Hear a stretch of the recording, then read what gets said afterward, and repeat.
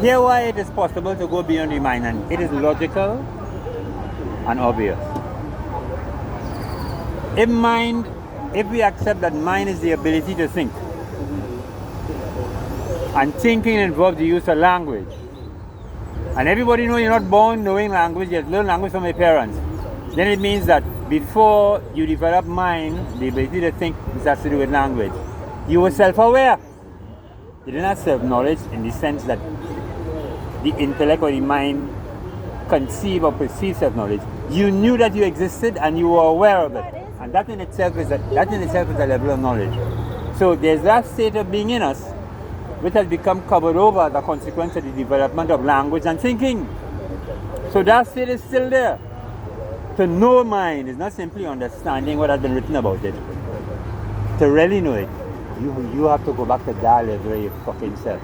Once you go back to that level of yourself, you're able to observe your mind's creative activity. For example, here one of these Jones down here. Yeah.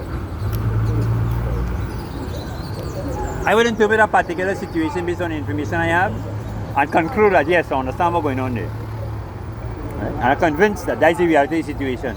Then I get supplementary information. I realize, who the fuck is that bird? Yes, sir.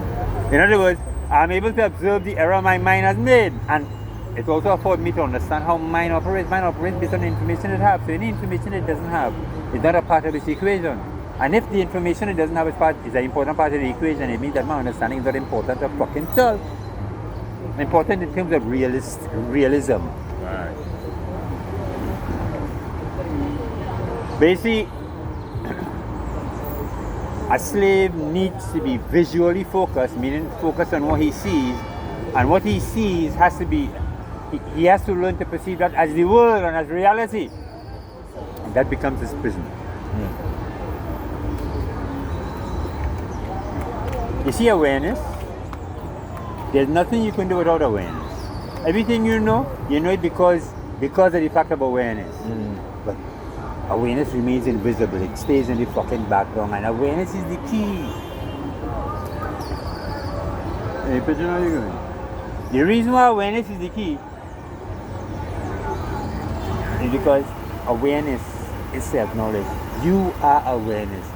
You are awareness aligned to a human organism, so therefore, you as awareness are able to experience the human reality or human perception and that kind of thing.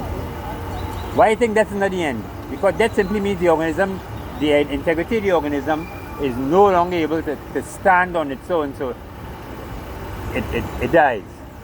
So the relation between awareness and the organism is severed. When the relation is severed, awareness remains fucking standing supreme. So when liberation means being able to experience yourself as awareness while you're fucking alive. So would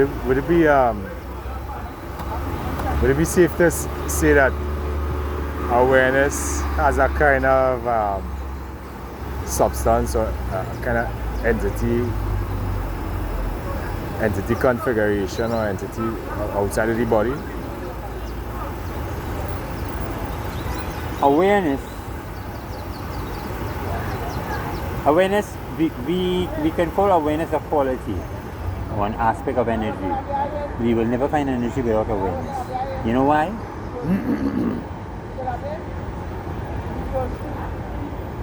You see like how the movement of the parts of our engine does generate heat?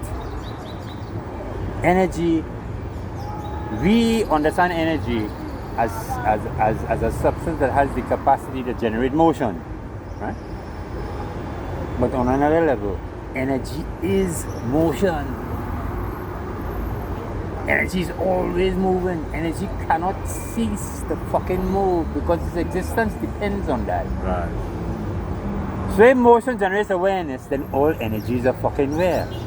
But what happens is that different levels or qualities of energy will represent or correspond to different levels of awareness. But awareness is indispensable to existence. Can you imagine a God who is now aware how the fuck he could create? And you can't say the God had to develop awareness because this act of developing involves a specific process of action. Actions prescribed. How, where awareness has to be there to supervise the action, so that it will do what is necessary to achieve the goal of awareness. So awareness is not a secondary feature. Awareness is as primary as fucking energy. All energy is aware. That branch is aware. Everything that exists has awareness as a content or feature or aspect. This is the reason why mortality is an illusion. Mortality only refers to the body. Right. And even the body is immortal because the energy out of which the body is made goes back to the earth. It is constantly active. Its activity may take on the form of something else. Everything is acting. Everything is acting. Anything that doesn't act doesn't exist.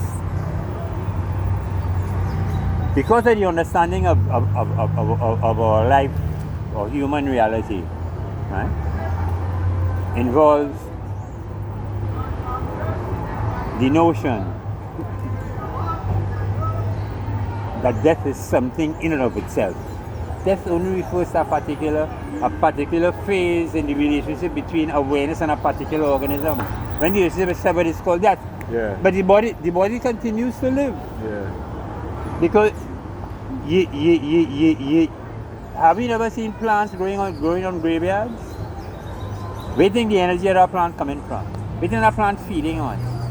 The same energy that was walking upright like fucking you. There's only life, there's no death. Death is only a fucking concept. And the concept is important so that their paradigm, which is one to enslave you, needs it. So as to intimidate you and get you fucking scared, so that the attention will be focused on here. You see here the end all. Just like what I said earlier on, this is not the end of the fucking movement. This is one of the reasons why I also said that everybody has been indoctrinated, everybody has been lied to. To realize you've been indoctrinated or to realize you've been lied to is the beginning of fucking enlightenment. Because it's a situation where you start to question everything you were taken for granted. In other words, you ain't taken some for granted, right? And some differently. Right? It's everything you taken.